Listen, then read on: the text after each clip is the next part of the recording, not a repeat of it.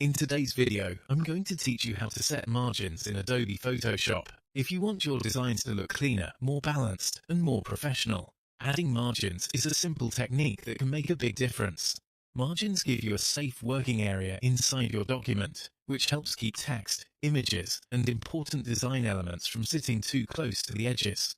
This is especially useful when you're working on posters, flyers, social media graphics, or print projects where alignment and spacing really matter.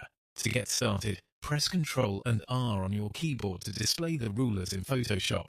If the rulers are already visible, that's perfect. You're ready for the next step. These rulers will help you measure and place guides more accurately, so they're an important part of the process.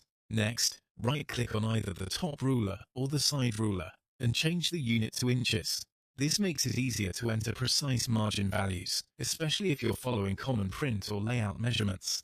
Using the correct unit also helps avoid confusion later when you begin setting your guide layout. Now go up to the View menu, choose Guides, and then click New Guide Layout. This opens a dialog box where you can create a custom guide setup for your document. When the window appears, set the preset option to Custom.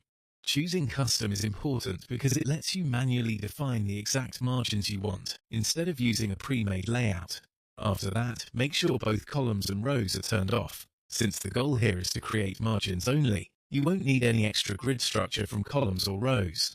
Turning those off keeps the layout clean and focused just on the safe area around your document. Now into the margin values you want to use. For this example, set the top, bottom, left and right margins all to 0.6 inches. As you type in those values, Photoshop will show guides around the edges of your canvas.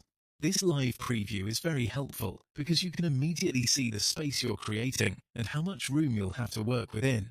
These guides act as visual boundaries, helping you keep your design aligned, evenly spaced, and away from the edges.